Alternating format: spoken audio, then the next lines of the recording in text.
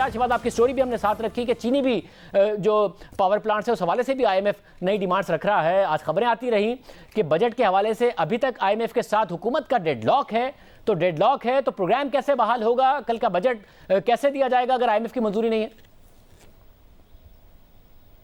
जी बिस्मिल्लाहिर्रहमानिर्रहीम। शाहज़ेब साहब, इसमें दो तीन चीज़ें हैं। एक तो इसके अंदर ये बात है कि जो प्रोग्राम की बहाली वाली बात है, आज मिफ्ताह इस्माइल ने ख़ुद कहा कि बजट के बाद वो बहाल होना शुरू हो जाएगा। पहले जब इन्होंने तेल की कीमतें बढ़ाई थी उस वक्त मिफ्ताह इस्माइल साहब का ये ख्याल था कि 12 जून तक 10 या 12 जून तक ये प्रोग्राम जो है वो बहाल हो जाएगा।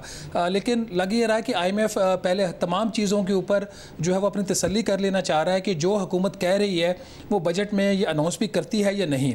एक तो ये चीज़ है, वो बजट देखेंगे। और जो मेरी कल की स्टोरी थी अगले साल के जो बजट के आउटले के ऊपर जो साइज़ होगा बजट का और बाकी चीज़ें, वो जो फिगर्स थे जो मेरी ख़बर में रिपोर्ट हुए थे वो हुकूमत ने IMF के साथ शेयर कर लिए थे। उसके बाद इनकी कल रात उन नंबर्स के ऊपर दोबारा IMF के साथ मीटिंग हुई है। उसमें जो तो नंबर अगले माली साल के उसके ऊपर बाय एंड लार्ज चीज़ें इनकी जो हैं वो कंक्लूजन की तरफ जा रही हैं। लेकिन जो मेरे ज़राए बता रहे हैं अभी भी इस साल ये जो माली साल ख़त्म हो रहा है इसके नंबर्स के ऊपर भी अभी कुछ IMF के जो थे वो तहफ़्फ़ुज़ात थे।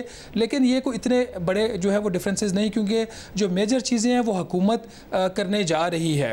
अब इसमें एक जो चीज़ है जिसके ऊपर अभी भी मैं उस पर 100% श्योर नहीं हूँ, ऑल्दो फाइनेंस मिनिस्टर साहब ये बात कह चुके हैं कि वो सैलरीड क्लास की जो है वो टैक्स रेट्स वो नहीं बढ़ाएंगे। लेकिन लेट्स सी कल बजट में क्या अनाउंस होता है। कुछ आपको सरप्राइजेज मिल सकते हैं। पेट्रोलियम मसनूआत के हवाले से भी उनके जो ऊपर रेट्स हैं और कुछ ये जो टैक्सेशन के जो बाकी मामला हैं उसके ऊपर भी।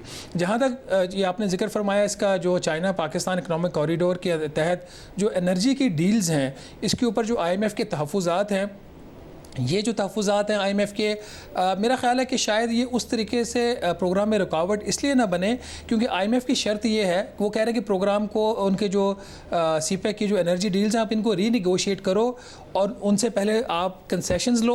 जिस तरह की कंसेशंस आपने 2002 की पावर पॉलिसी और 1994 वाली पावर पॉलिसी से ली हैं, तो उसके बाद आप उनको पेमेंट्स करो।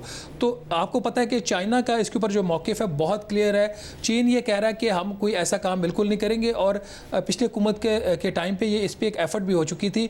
चीन के लिए एक पॉलिटिकल इशू है। जो CPEC है ये सिर्फ CPEC नहीं है, ये बेल्ट एंड रोड इनिशिएटिव का फ्लैगशिप प्रोग्राम है। तो अगर इसके अंदर कुछ गड़बड़ होती है या कुछ इस किस्म की चीज़ होती है तो उसको पॉलिटिकली अगेंस्ट चाइना और प्रेसिडेंट शी के अगेंस्ट भी इस्तेमाल किया जा सकता है। तो इसको रीओपन करने वाली बात मुझे लग नहीं रही। लेकिन अगर ये रीओपन नहीं होता तो फिर चाइनीज़ जो पावर प्लांट्स हैं उनको पेमेंट्स भी नहीं होंगी।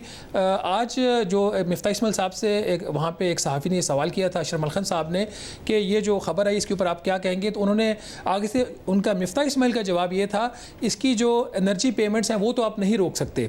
मतलब उन्होंने एक बड़ा एक डिप्लोमेटिक सा आंसर दिया। आपको पता है कि दो तरह की पेमेंट्स होती हैं, एक आइडल कैपेसिटी पेमेंट्स और एक एनर्जी जो उन्होंने फ्यूल ख़रीदना है।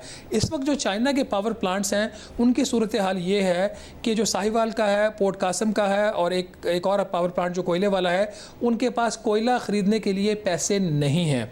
तो ये जो कुछ पेमेंट्स इन्होंने की हैं उससे उनको वक्ती तौर पर रिलीफ तो मिल जाएगा, लेकिन ये कब तक चलेगा that's a big question mark. क्योंकि आलमी मंडी में जो कोयले की कीमतें हो गई हैं उससे सारे इनके जो एस्टिमेट्स थे वो आउट हो चुके हैं। तो it's a quite tight situation. तो नंबर्स अपनी जगह पे, IMF का उन नंबर्स को मानना ना मानना अपनी जगह पे, और जो फिर इस तरह की जो शराइत हैं, ये तमाम चीज़ें जो हैं ये इसकी इम्प्लीकेशन प्रोग्राम के लिए हैं। तो मेरा ख्याल कोई भी हतमी जो राय है कि प्रोग्राम कब साइन होगा, ऑल्दो फाइनेंस मिनिस्टर कह रहे हैं कि उसके बाद काम शुरू हो जाएगा, जल्द साइन हो जाएगा, इसको मेरा ख्याल अभी हमें फिंगर क्रॉस रखनी चाहिए। मगर आपके वज़ारत ख़ज़ाना में ज़राए क्या बताते हैं, ये ऑन पेपर है टारगेट कि इतनी सख्त मॉनेटरी पॉलिसी होगी, सख्त फिस्कल पॉलिसी होगी, 5% तरक्की की शरह दे रहे हैं इस वक्त मिफ्ताह इस्माइल साहब, जो कि खबरें आ रही हैं, और फिर 800 अरब रुपए का तरक्याती बजट की खबरें आ रही हैं। ये पैसे कहाँ से आएंगे, तरक्की कहाँ से आएगी? एक सिर्फ क्या ऑन पेपर नंबर दिखाने के लिए होगा? देखिए, इस वक्त जो मौजूदा हुकूमत है इनके सामने एक बहुत बड़ा सवाल ये था कि PTI जिसको आप कह रहे हैं कि उन्होंने इकॉनमी को तबाह और बर्बाद कर दिया, वो 6% की ग्रोथ दे के गए हैं। तो फिर आप कौन सा ग्रोथ रेट रखेंगे जो पॉलिटिकली सेलेबल भी हो? इनके लिए 5% का जो नंबर था वो पॉलिटिकली इनके लिए ठीक था कि ठीक है जी, अगर आप 6% ग्रो कर रहे हैं तो पाकिस्तान के करंट अकाउंट खसारा इतना बड़ा है तो इसलिए आपको ये 5% का ग्रोथ रेट रखना है, हम ये सस्टेनेबल होगा। हम इसको अचीव कर लेंगे। क्या ये होगा या नहीं होगा, मेरा ख्याल है एक बहुत बड़ी करेक्शन अब एक पाकिस्तान की इकॉनमी में आएगी। इंटरेस्ट रेट का आपने जिक्र फरमाया, इसके अलावा जो IMF के जो प्रोग्राम के तहत हम जितनी भी फ्यूल कॉस्ट इंक्रीज़ कर रहे हैं, बिजली की कीमत अगर आप 50% बढ़ा रहे हैं, गैस को 40% महंगी हो रही है, तो इन तमाम चीज़ों की इम्प्लीकेशन जो है वो कंपनीज़ की बैलेंस शीट्स के ऊपर आएंगी। तो it will be very difficult to go closer to that number, but yes अब ये डिपेंड करता है कि ग्रोथ किधर से आती है। अगर तो ये एग्रीकल्चर वाली साइड से आती है तो फिर दिस इज़ मेरा ख्याल करीब पहुंच जाएंगे। इंडस्ट्रियल बाय एंड लार्ज इसी तरीके से रहेगा। सर्विसेज में आपको थोड़ी सी मार पड़ सकती है।